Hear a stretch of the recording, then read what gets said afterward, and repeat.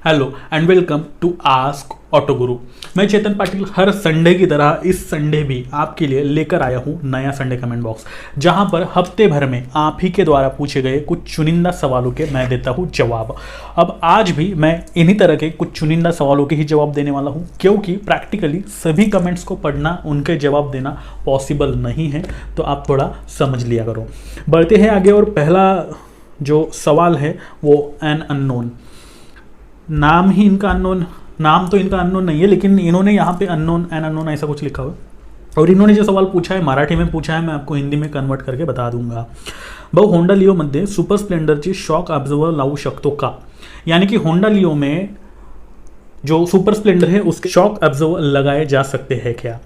तो मेरा जवाब है हाँ, आप लगा सकते हो, लेकिन वो हूबहू उसी तरह से मैच हो गए, यानी कि जो कंपनी फिटेड आए थे सुपर होंडा लियो में वैसा ही परफॉर्म करेंगे, इसकी कोई गारंटी नहीं है। अब अगर कर भी लिया उसी तरह का परफॉर्म, तो फिर वो कितने देर तक चल पाएंगे इसकी भी कोई गारंटी नहीं है, क्योंकि कंपनी फिटेड आखिरकार कंपनी फिटेड होता है, आफ्टर मार्केट आखिरकार आफ्टर मार्केट ही होता है। चल गया तो चांद तक, नहीं तो शाम तक, वो वाली चीज़ हो जाएगी।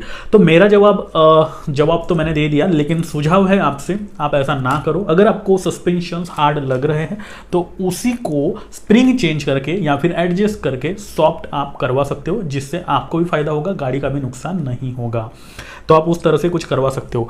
फिर भी अगर आप चाहते हो चेंज करना तो आप चेंज कर सकते हो, लेकिन किसी अच्छे से मैकेनिक को दिखाकर ही ये कलाकारी करना। बढ़ते हैं आगे। हिमांशु कुमार सिंह, इन्होंने पूछा है कितने किलोमीटर के बाद मोबिल चेंज करवाना होगा? कुछ कंपनियां कहती है कि 6000 किलोमीटर तक जो है आपकी गाड़ी चलानी है, कुछ कंपनियां कहती है 5000 के बाद आपको चेंज करना है, कुछ कंपनियां 4000 किलोमीटर तक बोलती है। अब ऐसा है कि ये गाड़ी के हिसाब से होता है। 100 सीसी के लिए अलग टाइमिंग होता है, 150 सीसी के लिए अलग टाइमिंग होता है, कारों के लिए अलग टाइमिंग होता है। कारों में भी वैरायटीज है, इतने लीटर के पेट्रोल के लिए उतने का टाइम होता है, उतने लीटर के पेट्रोल के लिए उतने का टाइम होता है। देखो, अगर टू व्हीलर का आपने पूछा है तो टू व्हीलर का मैं सिंपल सा जवाब देना चाहूँगा। अगर आपकी ज़्यादा रनिंग है, अक्सर रनिंग हुआ करती है, मतलब दिन में कम से कम 15 से 20 किलोमीटर, उससे ज़्यादा भी, लेकिन कम से कम 15 से 20 किलोमीटर अगर रनिंग है, तो मैं कहूँगा आपसे कि आप 3000 से 3500 किलोमीटर के बीच में आपका जो इंजन ऑयल है वो चेंज कर लो या फिर टॉपअप कर लो। कंपनी जो कहती है 5000 या फिर 6000, देखो ऐसा है, कंपनी एक स्टैंडर्ड लगा करके बोलती है, एक पूरे पैरामीटर्स होते हैं, वो इतने ही किलोमीटर गाड़ी चलनी चाहिए तब जाके वो होता है। यानी कि आपका यूज़ कैसा है ये वो कंपनी को नहीं पता होता है। तो अगर रफ यूज़ है तो आपको 3-3500 किलोमीटर के आसपास में चेंज कर लेना चाहिए इंजन ऑयल। अगर सॉफ्ट यूज़ है, इतना ज़्यादा नहीं है, तो आप 4000-4500 किलोमीटर तक रोक सकते हो, उसके बाद इंजन ऑयल चेंज कर सकते हो। वैसे भी 3000 से लेकर 4000 किलोमीटर ये कोई छोटा रन नहीं है। इंजन ऑयल ही तो है यार, 500-1000 रुपये की चीज़ है, चेंज करने में क्या हर्जा है, जबकि वो फायदेमंद है अपनी गाड़ी के लिए। वो गाड़ी का खून है, ब्लड है, उसे रिफ्रेश करना ही पड़ेगा, और वो कभी भी मत चूकने देना। तो कंपनियां जो बोलती है उस हिसाब से भी आप कर सकते हो, लेकिन सेफर साइड आप 3500 या फिर 4000 किलोमीटर के आसपास में चेंज कर दो गाड़ी के यूज़ के हिसाब से। आकाश गांगुर्डे, सर क्या एक पुराना टू व्हीलर को सेम कंपनी सेम मॉडल का नया इंजन लगा सकते हैं? यानी ओके, ये मॉडिफिकेशन से रिलेटेड जो है वो बात है, और यहाँ पे उन्होंने पूछा है क्या ये लीगल है? सेम गाड़ी को, एक पर्टिकुलर गाड़ी है वो नहीं है, उसमें पुराना इंजन डाल सकते हैं क्या? हाँ डाल सकते हैं, कोई दिक्कत नहीं है, लेकिन ये रूल लीगल नहीं है। मैं फिर से बोल रहा हूँ, ये लीगल नहीं है। ऐसा मैं इसलिए बोल रहा हूँ क्योंकि आरटीओ रूल्स के हिसाब से ऐसा कोई भी मॉडिफिकेशन जो कि आपकी गाड़ी की पहचान बदल रहा हो वो इलीगल है। तो इसके ऊपर मैंने एक वीडियो बना रखा है।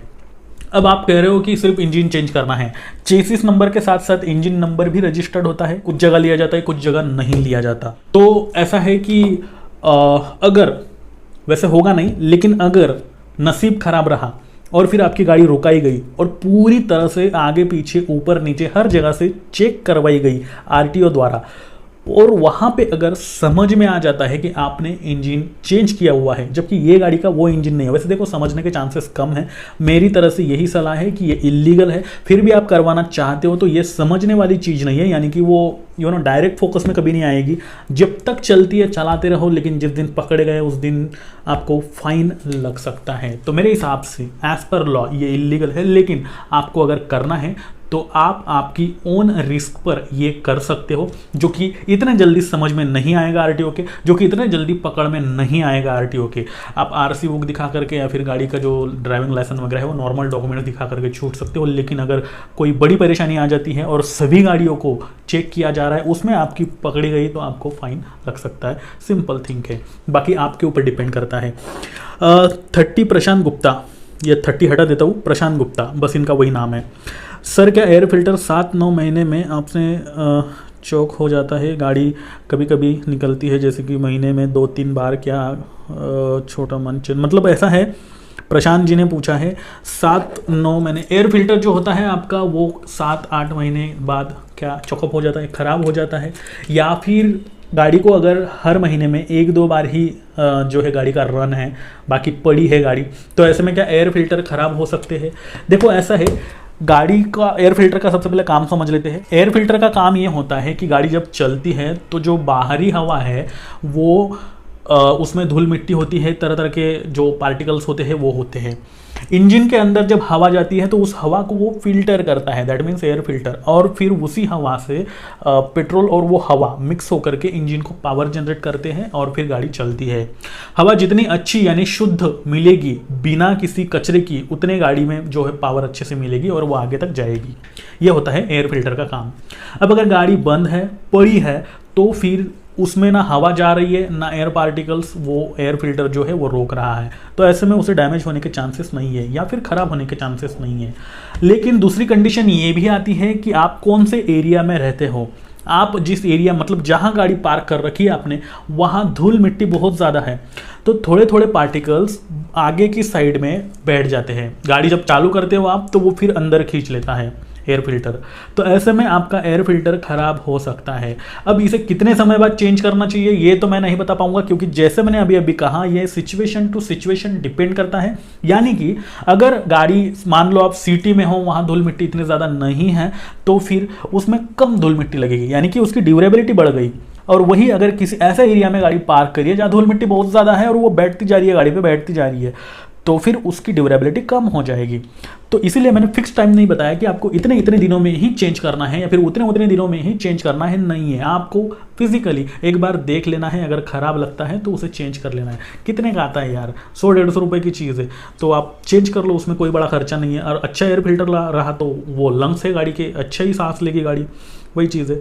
अजय नास्कर ये लिखते हैं, सर एक क्वेश्चन रह गया जो किसी भी चैनल पे नहीं मिल रहा है। भाई आपका क्वेश्चन मैं दूंगा, जो सवाल है।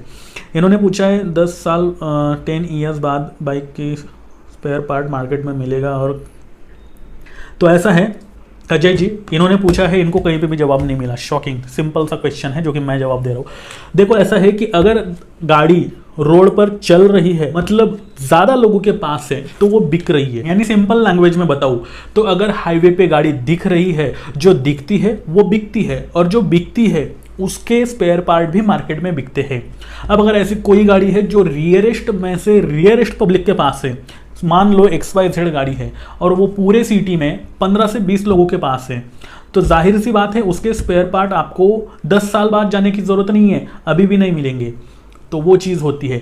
इसीलिए अब अगर ऐसी कोई गाड़ी, कोई भी जो भी आप यूज़ कर रहे हो, व्हाटएवर जो भी है, वो अगर रास्ते पर दिख रही है, रोड पर दिख रही है, उसके बाद वो ऑब्वियसली दिख रही है, मतलब बिक रही है, ज़्यादा लोगों के पास है।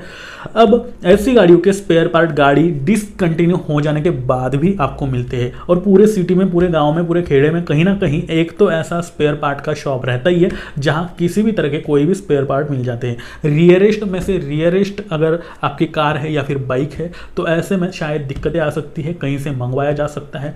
आजकल तो सारी चीज़ें ऑनलाइन हो गई है अजय भाई, आप ऑनलाइन भी किसी भी तरह का कोई स्पेयर पार्ट मंगवा सकते हो। लेकिन आपके सवाल का जवाब वो नहीं है, आपके सवाल का जवाब ये है कि अगर आज गाड़ी चल रही है, वो अगर कल को उठ के डिसकंटिन्यू कर दी गई, तो उसके स्पेयर पार्ट फिर भी मैन्युफैक्चर होते हैं, क्योंकि उसके स्पेयर पार्ट जब तक उसकी गाड़ी चल रही है, मान लो मैं किसी कंपनी का, मान लो सुजुकी या फिर मान लो हीरो कंपनी है, उसकी एक गाड़ी चल रही है और फिर अगले साल वो बंद हो गई, इसी साल वो बंद हो गई, तब भी उसके स्पेयर पार्ट से उसे इनकम होती रहेगी, क्योंकि स्पेयर पार्ट मार्केट में बेच रही है वो, और जब बेच रही है तो ऑब्वियसली वो आपको अवेलेबल हो जाएंगे। सिंपल। इसके अलावा मुझे लगता है आपके सवाल का जवाब मिल गया होगा। तो अगर गाड़ी बहुत ज़्यादा चली हुई है, मार्केट में तूफान मचा रखा है, तो 10 साल क्या 15 साल बाद भी उसके स्पेयर पार्ट बंद हो जाने के बाद भी मिलेंगे आपको। बढ़ते हैं आगे। म्यूजिक एंड स्टोरी पेटर, और इन्होंने कहा है भैया क्या बजाज की गाड़ी पल्सर 125 को जिसमें इलेक्ट्रॉनिक कार्बोरेटर है उसको लोकल गैरेज में लेके जा सकते हैं, अगर कुछ दिक्कतें आए तो प्लीज़ आंसर भैया। इसके ऊपर भी मैंने एक वीडियो बनाया था एक्चुअली। तो इनका पूछना है कि जो ई कार्बोरेटर है अगर वो ख़राब हो जाता है तो क्या ऑथराइज सर्विस सेंटर ही जाना चाहिए, या फिर लोकल मैकेनिक जो है, जो लोकल गैरेज वाला है, हमारे घर के आसपास होते हैं ऐसे, तो वहाँ पे वो रिपेयर हो सकती है। देखो ऐसा है कि ई कार्बोरेटर और EFI इन दोनों में जो फ़र्क है उसके लिए मैंने एक पर्टिकुलर वीडियो बना रखा है। पिछले संडे भी मैंने शायद बताया था आपको। इस वीडियो के नीचे भी उसकी लिंक दे दूंगा, आप जाकर देख सकते हो, जो कि आपको समझ में आ जाएगा कि क्या फ़र्क होता है। आपने सवाल यहाँ पूछा है तो मैं आपको शॉर्ट में बताना चाहूँगा। दोनों में ज़्यादा फर्क नहीं है, लेकिन दोनों में सेंसर्स है, दोनों के काम लगभग सेम है। ईजी टू यूज़ है, ईजी टू मेंटेन है। EFI जो कि FI में बहुत ज़्यादा थोड़े सेंसर हैं, उसमें कई सारे मैकेनिज़्म जो है वो काम करते हैं, वो थोड़ा सा ड्यूरेबल, तो ये यूज़ के ऊपर डिपेंड करता है, लेकिन मेंटेनेंस कहीं ना कहीं उसका ज़्यादा है और कहीं ना कहीं थोड़ा सा क्रिटिकल भी है। तो EFI के लिए नॉर्मल मैकेनिक आपका सुधार देगा, FI के लिए वही सुधार पाएगा जिसने अच्छे से ट्रेनिंग ली हो या फिर जिसने पहले कुछ गाड़ियों का काम किया हो, यही फ़र्क है। अब मैं तो कहूँगा अगर गाड़ी नई है तो सर्विस सेंटर ही जाओ, या फिर अगर आपको आपके मैकेनिक पे भरोसा है, उसने बाकी गाड़ियों के काम कर रखे हैं, तो डेफिनेटली आप उसके पास भी जा सकते हो, क्योंकि मैकेनिक्स भी अच्छा काम करते हैं, ऐसा नहीं है कि वो काम नहीं करते। प्रखर गुप्ता जी लिखते हैं, सर आपसे एक आंसर लेना था, ज़रूर दे सर। मैंने होंडा शाइन बाइक का ऑर्डर दिया था जो कल आ रही है, तो उसमें लेने हम 2 लोग जाएंगे, दोनों बाइक बैठ करके आएंगे, तो डायरेक्ट 2 लोग बिठाना सही होगा या नहीं? शोरूम 22 किलोमीटर है। प्रखर गुप्ता जी पूछते हैं कि मेरे घर से शोरूम 22 किलोमीटर है और नई गाड़ी है और उस पर 2 लोग बैठ करके 22 किलोमीटर की रनिंग शुरू में सही है या फिर गलत है? देखो 22 किलोमीटर वैसे ज़्यादा नहीं है, लेकिन मैं ये तो नहीं कहूँगा कि सही है, लेकिन ये अभी कह नहीं सकता कि ये गलत है। जब आप उधर से गाड़ी लाओगे तो आपको संभल के लेके आना है, 30-35 या फिर 40 किलोमीटर के स्पीड पर ही आप लेके आओ, उससे ज़्यादा मत भगाओ। एक्सीलरेटर फुल रेव मत कर देना उधर से आते वक्त, तो गाड़ी का शायद कुछ डैमेजेस बच जाए। वैसे भी मैं बता दूं आपकी जानकारी के लिए कि इंजन के जो स्पेयर पार्ट होते हैं वो ट्राइड एंड टेस्टेड होते हैं, तब भी गाड़ी के अंदर डाले जाते हैं। ऐसा नहीं है कि मतलब कुछ भी लगा दिया और इतनी भी पूरे छोटे बच्चे की तरह उसे पालना पड़े, अच्छे से केयर करना पड़े, इतनी ज़्यादा केयर भी नहीं लेनी पड़ती है। मतलब केयर करना बुरी बात है ऐसा मैं नहीं कह रहा हूँ, लेकिन इतनी छोटी छोटी चीज़ों से कोई फ़र्क नहीं पड़ता है, फ़र्क बड़ी बड़ी चीज़ों से पड़ता है। अगर आपने 2 बंदे, आप उधर से आ रहे हो और अगर आपने 80-90 किलोमीटर 100 किलोमीटर की स्पीड पे दौड़ाया, उसको भगाया 2 बंदों के साथ, तो ऑब्वियसली नई गाड़ी है, इंजन पे लोड आएगा ही आएगा, उससे आप डैमेजेस मतलब जो है अंदर इंटरनल डैमेजेस हो सकते हैं। ऐसा मत करना, धीरे धीरे लेकर के आओ। और जैसे मैंने वीडियो बनाया था जिसकी लिंक भी मैं नीचे डिस्क्रिप्शन में दे दूंगा कि पहले 1000 किलोमीटर तक या फिर पहले 2 सर्विसिंग, फर्स्ट सर्विसिंग तक गाड़ी को रन इन पीरियड में क्यों चलाना है, स्लो क्यों चलाना है, जिसमें आपको हेल्प हो जाएगी, वो वीडियो जाकर आप देख लो। इसी के साथ खत्म करते हैं आज का संडे कमेंट बॉक्स। कल है मंडे, हर मंडे में लेकर आता हूँ आपकी बात आस्क ऑटो गुरु के साथ। इस एपिसोड को आपके द्वारा शेयर किए गए रियल लाइफ एक्सपीरियंसेस को मैं बाकी पब्लिक के साथ शेयर करता हूँ। मतलब अगर आप किसी भी तरह की गाड़ी है आपके पास, चाहे 4 व्हीलर है चाहे 2 व्हीलर है, आप उसे यूज़ कर रहे हो तो उसका एक्सपीरियंस आप हमारे साथ शेयर करें और मैं बाकी पब्लिक के साथ शेयर करूँगा। इसके अलावा जिन लोगों के क्वेश्चंस मैं इस संडे कमेंट बॉक्स में नहीं पिक कर पाया, सॉरी टू से, हर किसी को जवाब देना प्रैक्टिकली पॉसिबल नहीं है।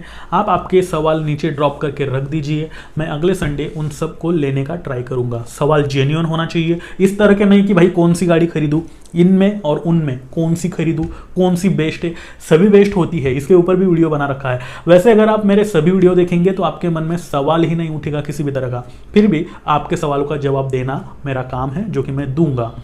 अब अगर अभी भी आपने मुझे इंस्टा और ट्विटर पर फॉलो नहीं कर रखा है तो उनकी लिंक मैंने नीचे डिस्क्रिप्शन में दे रखी है, वहां पर भी जाकर आप मुझे फॉलो करके आपकी दुविधाएं पूछ सकते हो। अब अगर आप चाहते हो कि आपके कार और बाइक से रिलेटेड सभी तरह के सवालों के जवाब आपको एक ही चैनल पर अवेलेबल हो जाए, ऐसा आपको लगता है तो ये चैनल सिर्फ आपके लिए है, इसे सब्सक्राइब करना ना भूले। बस इतना ही। मैं चेतन पाटिल लेता हूं आपसे विदा और फिर से मिलता हूं ऐसे ही किसी नए इंटरेस्टिंग वीडियो के साथ। तब तक के लिए नमस्कार।